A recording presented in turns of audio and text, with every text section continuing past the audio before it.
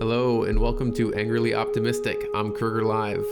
So today we're going to do an overview of our first topic, which is net neutrality and its history.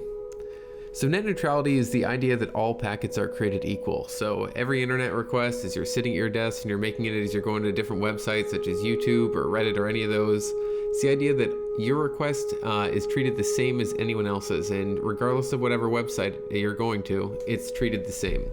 And that's been a fundamental aspect of the internet since its founding.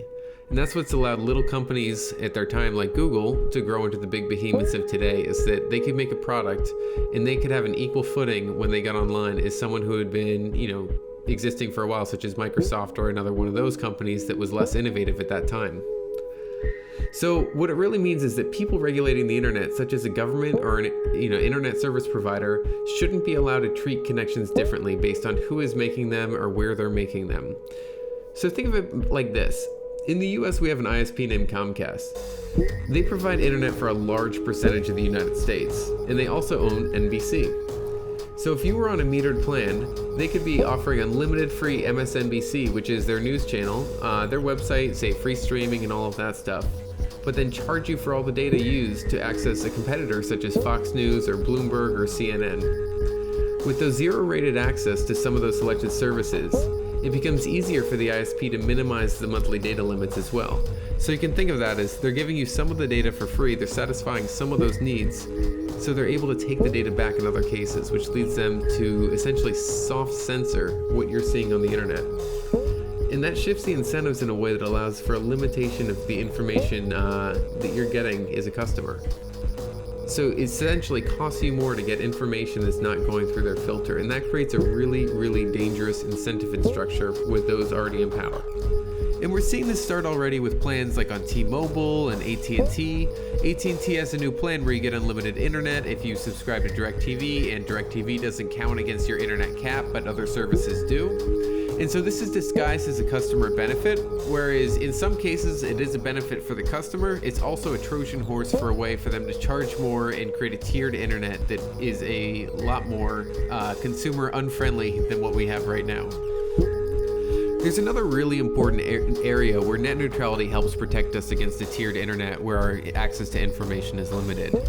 And that's the situation where an ISP could kind of degrade traffic or downgrade traffic depending on where it's going.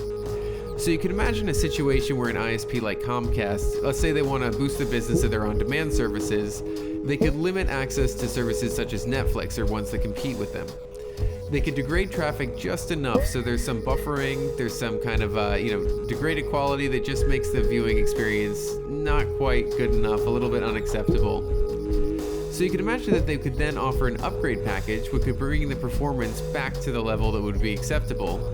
And so you can imagine for your base internet, you get your emails, your news, office productivity tools like Office, and file storage services like OneDrive or Box or any of those. Then maybe a media package that gives you Netflix and streaming news from other sources. Maybe that's extra, that's $5 a month or $10 a month, just like your added cable packages and things like that.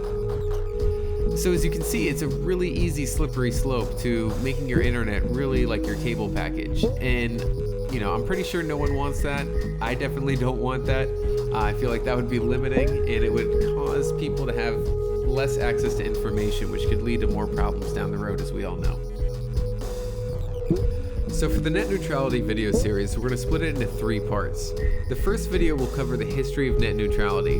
So we're going to talk about Western Union telegraph lines, how a relationship with Hearst newspapers led to kind of suppression of information for the general public. We're going to talk about AT&T versus a company called Hushaphone who wanted a device on their network to get rid of static. That's a really incredible story because that is actually what led to the situation that enabled the fax machine and the internet to take off. So in the second video, we're going to do a deep dive into net neutrality. So digging a little bit beneath the surface and kind of understanding, what are the internet connections? How is this technically set up? What are the different players involved in the modern network? And we're going to describe the corporate landscape and kind of who's paying who so we can understand really the chain of where the money's flowing. And then we're going to talk about the current situation in the third video and the ways forward.